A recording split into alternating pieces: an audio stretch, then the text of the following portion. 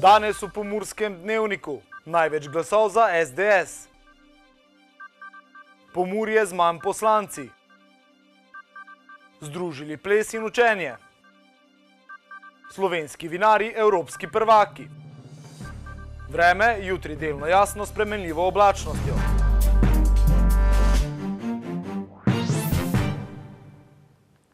Spoštovane gledalke, cenjeni gledalci, lepo pozdravljeni.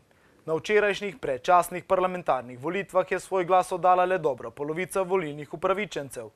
Kljub temu, da je po sicer neuradnih rezultatih s 25% in prav toliko mandati jasen zmagovalec Slovenska demokratska stranka, je nejasno, komu bo uspelo sestaviti koalicijo. Na predčasnih parlamentarnih volitvah so volilni upravičenci oddali skoraj 880 tisoč veljavnih glasovnic. In čeprav še vedno gre za neuradne rezultate, je po preštetih 99,89% glasovnic jasno, kdo je zmagovalec. Največ glasov, 24,96% je prejela Slovenska demokratska stranka, ki jo bo v državnem zboru zastopalo 25 poslank in poslancev. Na drugem mestu je lista Marjana Šarca s 13 mandati, sledita SD in SMC s po 10 poslanci, Levica jih bo imela v naslednji sestavi 9. Nova Slovenija jih bo imela 7, stranka Alenke Bratušek in Desus po 5 in SNS 4 poslance. Pomursko-madžarsko narodno skupnost bo v državnem zboru zastopal Ferenc Horvat. A za razliko od prejšnjih volitev, ko je imelo Pomurje v predstavniku madžarske narodne skupnosti še 6 poslancev, se bo očitno v novem mandatu to število bistveno zmanjšalo. Vse kaže, da bodo iz Pomurja v parlamentu sedeli Dejan Židan, ki je bil izvoljen v okraju Murska Sobota 2, Jožef Horvat je bil na listi NSI izvoljen v Lendavi in Franc Jurša na listi Desusa v Ljutomeru. Ob 51,97% volilni udeležbi na državnem nivoju je bila v vseh pomurskih volilnih okrajih udeležba pod povprečjem. Najvišja sicer v volilnem okraju Murska Sobota 2 za skoraj 10% nižja od državnega povprečja pa v Lendavi, kjer je glas oddalo le 42,25% volivcev. Vsi trije izvoljeni poslanci iz pomurskih volilnih okrajev Dejan Židan, Jožef Horvat in Franc Jurša imajo za sabo že več poslanskih mandatov, Židan tudi ministrskih. V poslanskih klopeh pa ne bo več Franca Laja, ki niti ni kandidiral, brez mandata pa sta ostala tudi SMC-jeva kandidata Dušan Radić in Aleksander Kavčič. Predsednik SD Dejan Židan, ki je včeraj tako glasoval na volišču v osnovni šoli 2 Murska Sobota, je že kmalu po oddanem glasu napovedal, kakšno bo njegovo delovanje v parlamentu. Socialni demokrati dajemo zagotovilo, da bodo tudi naša ravnanja v prihodnjih dneh, tednih in mesecih povsem takšna, kakor smo jih napovedali tudi v predvolilnem obdobju. Tako da mi smo tisti, ki skrbimo za našo državo, da je tej državi prijetno, da se bolje razvija. Ponovno bo v poslanskih klopeh sedel Jožef Horvat, ki je od vseh kandidatov Nove Slovenije v svojem volilnem okraju dobil najvišji odstotek glasov. Sam osebno sem z rezultatom Nove Slovenije v volilnem okraju Lendava izjemno zadovoljen, zelo sem hvaležen volivkam in volivcem. Na državni ravni smo seveda imeli nekoliko višje cilje. O tem je govoril magister Matej Tonin, predsednik Nove Slovenije, že takoj takrat, ko je stranko prevzel. Mi smo ciljali na 10 sedežev, ampak povsem normalno je, da si vsak v svojem življenju, v svojem poslu, karkoli že dela, postavlja visoke cilje. Kljub temu, da je Desus zabeležil slabši rezultat kot na zadnjih volitvah, je bil kot poslanec ponovno izvoljen Franc Jurša, ki je prepričan, da bodo pomurski poslanci tudi v manjšem številu v Ljubljani lahko uspešno uveljavljali pomurske interese.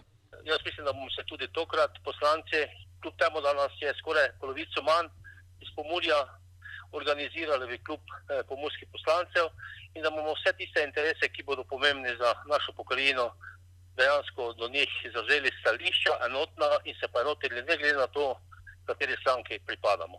Interese pomursko-madžarske skupnosti bo odslej zastopal Ferenc Horvat, ki bo nasledil Lasla Gönca. Rezultati so pač takšni, kakršni so in delo se lahko začne. Torej, ne ocenjujem zdaj na osnovi tega kot stranke, ali sem z rezultatom zadovoljen ali ne, še posebej zaradi tega, ker je pri nas to zelo težko oceniti zaradi tega borda sistema, ki ne izkazuje, bom rekel, vedno neko realno stanje, kar se tega tiče. V športni dvorani dvojezične srednje šole Lendava je potekala plesna prireditev vrtca Lendava, ki je vključen v mednarodni projekt Fit Slovenija. Fit for Kid model je sestavljen iz motivacijske pedagogike, izobraževalnih programov, tehnik, vsebin in smernic, ki se osredotočajo na povečano uporabo vadbe in telesne dejavnosti v predšolskem in osnovnošolskem obdobju. Ta dogodek je eden izmed zaključnih dogodkov in sicer dela večjih let, kar pomeni, da v okviru mednarodnega projekta Fit Slovenija in projekta Fit for Kid, torej Fit učenje za fit otroke, se strokovni delavci usposabljajo v novih strategijah poučevanja, torej načinih poučevanja. Temelj je učenje v gibanju in bistveno ali najbolj pomembno je, da otroci usvojijo čim več različnih znanj z različnih učnih področij, od matematike, jezika, nenazadnje družbe, spoznavajo druge multikulturalnosti. Zdrav način življenja je v zadnjem času vse bolj popularen. Jaz mislim, da to zadnje čase tudi zelo, bom rekla, taka splošna tema, ki je vsem znana in zdravniki opozarjajo vsi, da se premalo gibamo in začne se že zelo zgodaj, že majhni otroci jih preveč nosimo, jih ne pustimo, da sami letajo in tako naprej, ne. Katja Kotnjak je z otroci na različne načine spoznavala Afriko. Afriko so spoznavali od kulture, od glasbe, potem smo imeli bobne, na katere smo bobnali, smo različne glasbe poslušali, plesali, pogledali, kako so oblečeni, kako pojejo, si ogledali film, otroke, kako izgledajo, sploh barva, na kak način jejo v Afriki, kak jemo mi tu, da oni ne uporabljajo pribora, mi ga uporabljamo. Spremenili smo se tudi v Afričane in enkrat jedli brez pribora, tako da res je bilo zanimivo in pestro in otroci so tudi z idejami prihajali, ker so doma staršem razlagali, kaj delamo in so skupaj tudi doma gledali, kaj je v Afriki in kako je v Afriki.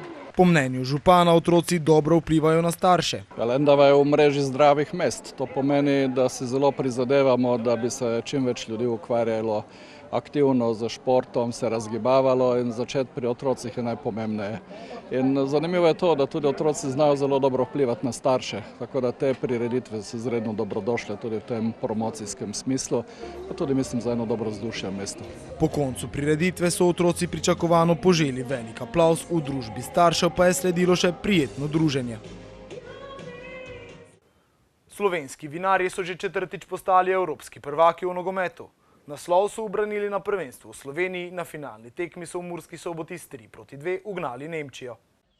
Zaključeno je evropsko prvenstvo vinarjev, Slovenci pa so podobno kot na zadnjem evropskem prvenstvu v velikem finalu premagali Nemčijo. Za Slovenijo je drugi zadetek v finalu zadel najbolj znan nogometaš med vinarji, 32-letni Tolminec Tim Loduka, ki je igral tudi za Domžale, Rudar, Primorje in Wolfsberg. Prvi zadetek za Slovenijo je sicer dosegel Nejc Ščurek, tretjega pa Matej Vračko. Na dan finalne tekme je v športnem parku ob stadionu Fazanerija v Murski Soboti vzporedno potekal tudi mednarodni vinski festival. Obiskovalci so ob kulinaričnih dobrotah lahko poskusili vina iz držav udeleženk evropskega prvenstva ter tudi vina številnih slovenskih vinarjev, skupaj je bilo več kot 200 vrst vin. Ob tem dodajmo, da bo naslednje evropsko prvenstvo leta 2020 odigrano na Češkem. Na Sobota Info poročajo o državljanski nepokorščini. O čem je govora, preverite na sobotainfo.com, mi pa si poglejmo še kratke novice.